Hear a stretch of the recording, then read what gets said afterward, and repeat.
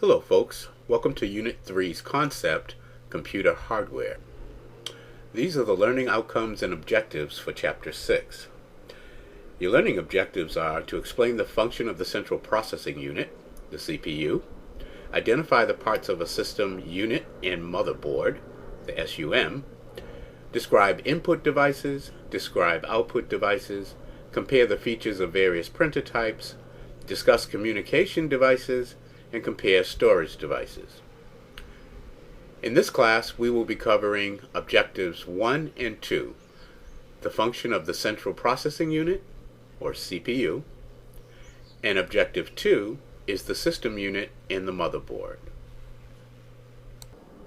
The most important learning aspects of computer hardware are found in objectives 1 and 2, the discussion of the CPU, as well as the discussion of the system unit and motherboard.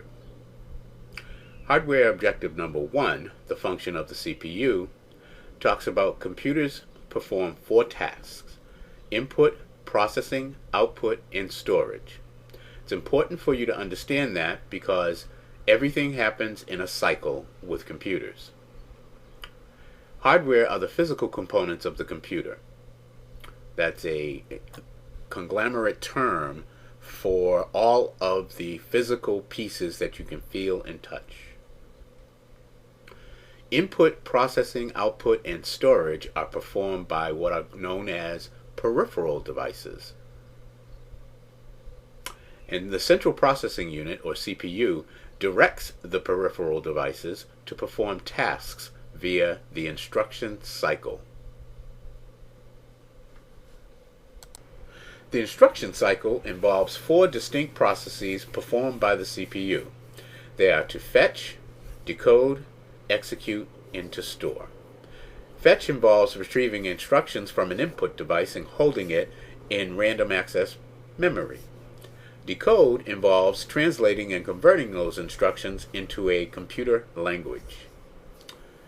Execute is to process the command via the binary logic programming located in the arithmetic logic unit, the ALU. And then finally, the computer holds the results in a register indexed on the CPU or on RAM, or both. Now let's move to learning objective 2 for this chapter, the system unit and motherboard. The system unit is the case that holds the computer's internal components, that are all the physical devices inside the computer case. That case consists of drive bays, which hold internal storage devices such as hard drives and CD/DVD drives. It also contains a motherboard, very important, because the motherboard connects and integrates all the components via the data bus circuit lines. Those are the little lines you see along the motherboard. And of course, finally, the system unit also holds the processor, heatsink, and fan assembly, which sends instructions along the data bus and dispense heat generated by the instruction cycle. The motherboard is the main circuit board of the computer. It connects all of the peripheral components to the data bus for the transmission and execution of instructions. The motherboard also contains drive controllers and interfaces, which connect storage devices such as hard drives and CD/DVD drives to that data bus. It also contains expansion slots, which allows for the connection of external interface cards to the bus. And finally, it holds memory slots, which holds dynamic RAM modules for producing executed instructions and temporarily storing them.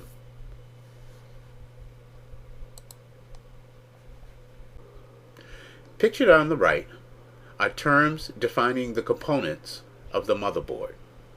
There are 11 terms for you to remember because your 4-credit exam, which is due by midnight on this coming Wednesday, may include these terms.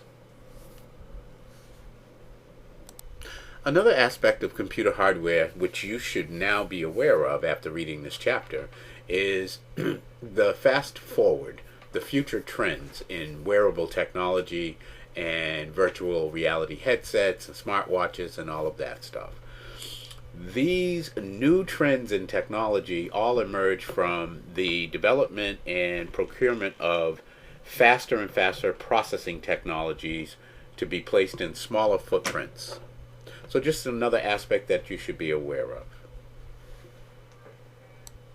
So let's review. Computers perform 4 tasks: input, processing, output, and storage. The CPU is the brain of the computer, and it operates an instruction cycle: fetch, decode, execute, and store. The system unit encases and protects internal components.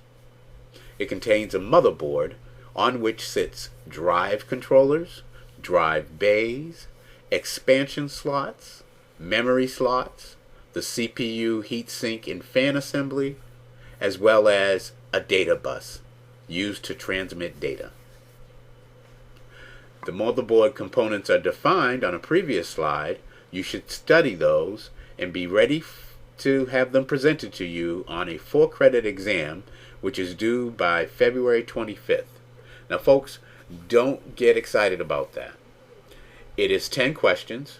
It is designed in multiple choice fashion, and it is for your benefit to complete so that you can receive a grade, a good grade, in this unit. And finally, there are future trends in computer hardware which include wearable and voice controlled and virtualization. And these are some good concepts for you to understand because they're already prevalent and they're going to continue to emerge.